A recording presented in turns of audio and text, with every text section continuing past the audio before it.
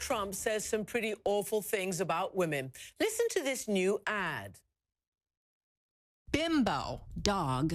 Fat pig. Real quotes from Donald Trump about women. Look at that face. Would anyone vote for that? She had the height, she had the beauty. She was crazy. But these are minor details. You know, it really doesn't matter what they write, as long as you've got a young and beautiful piece of Women, you have to treat them like This is how Donald Trump talks about our mothers, our sisters, our daughters. That is from our Principles PAC, a political group that has spearheaded the anti-Trump campaign.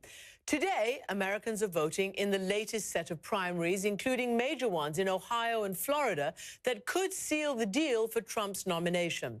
Despite the anti-women insults that he hurls around, he keeps promising that actually he would be, quote, really good for women. I've always had a great relationship to the women. The relationship has been amazing in terms of thousands of employees and top-level employees. And, you know, George, I was one of the first people in the construction industry to put women in charge of major construction projects. And my relationship has been great.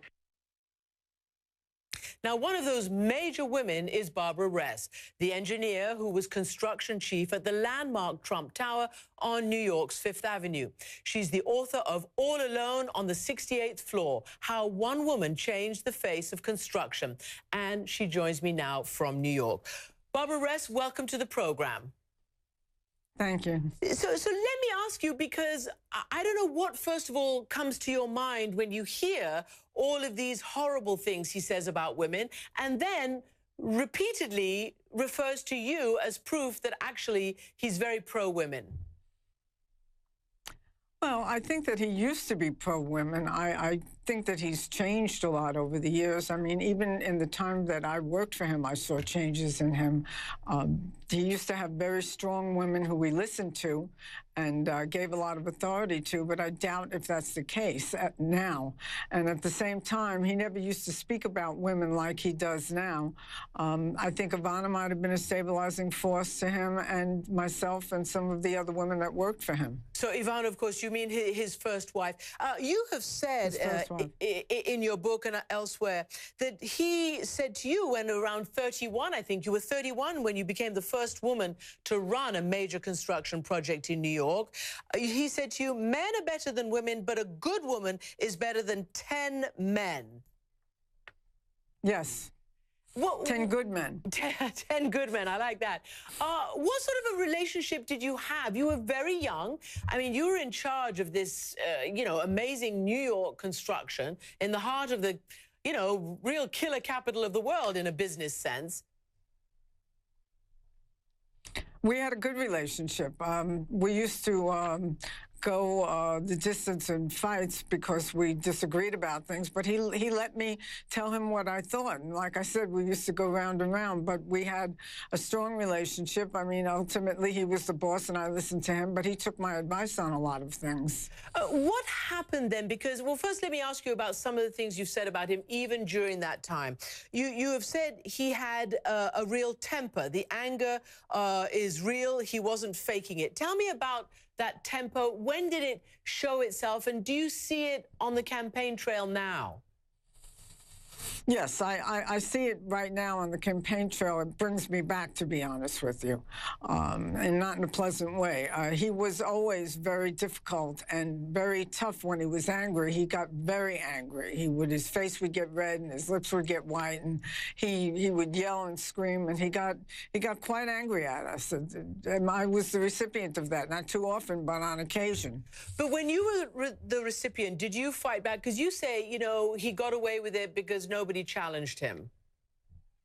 Well, I would say probably now that might be the case. Back then, I did challenge him, and others challenged him too. And the thing about Donald is that he can sense weakness, and when he senses weakness, he will overcome you. There's no question about it. He has that sense of smell. As a matter of fact, when he hired me, he called me a killer, and apparently that was what he liked, a killer. And you had to be a killer with him, otherwise you would get killed by him. There was no question about it. What on earth must come into your mind when you've seen, certainly over these last few days, really these increasing scenes of violence at his rallies, sucker punches that get thrown by various members of his support group against others who are protesting, the things that he says about the press, the things that his supporters say about those protesters. What goes through your mind there?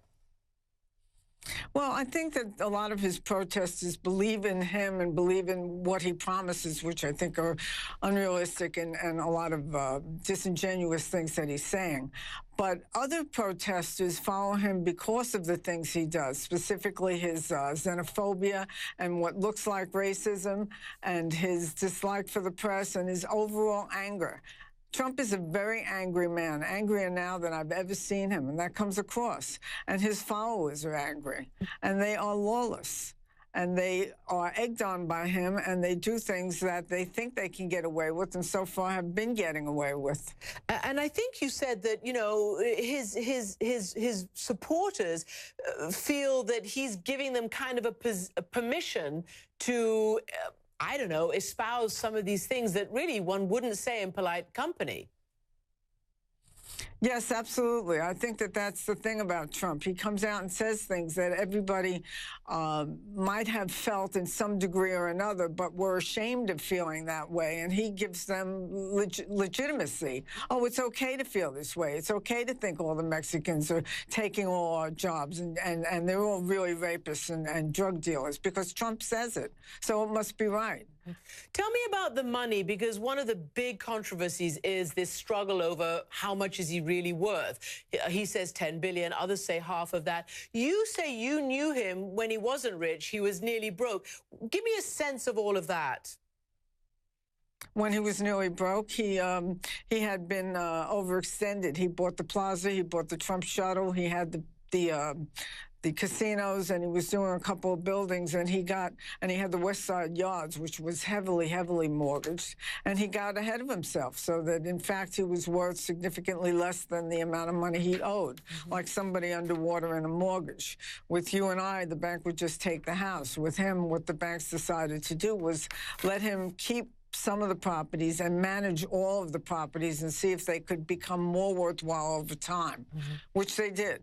I want to play you a soundbite. You know, there have been some American, you know, late-night show hosts and others who've put together a group of soundbites and appearances of Donald Trump and his daughter Ivanka. And they have suggested, and it looks pretty odd, some of the things that are said. I'm going to play you what was said during an appearance on The View several years ago in 2006. She does have a very nice figure. I've said that if Ivanka weren't my daughter, perhaps I'd be dating her. You know? Stop it! Oh, it's so weird. Stop You know it. what? You are sick. I know, isn't it terrible? Yeah. No, how Well, you're terrible. known for saying Is that outrageous terrible? things, Weird. Mr. Just like Trump. Who are you, Woody Allen? I mean, he said it several times. Is that a joke? I think he thinks it's a joke, but I think that's the way his mind works, that you can joke about that. I remember him talking about somebody that he knew through business who trafficked in very young women, and he made a joke about that, like it was something to joke about. I was horrified by that comment when he said, if she were my daughter. It's as if, is he dating, are you dating your daughter's friends? I mean, is that the way you look at her friends when they come in the house? I was horrified by that comment. And who, I mean, clearly I don't think you're going to be voting for him. Who are you going to be voting for? Oh, I'm 100% for Hillary Clinton. I think she'll be a fabulous president.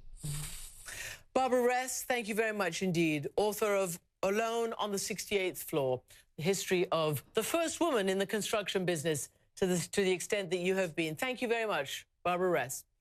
And, of course, we asked the Trump campaign to confirm the quotes that Barbara just attributed to their candidate. They did not reply.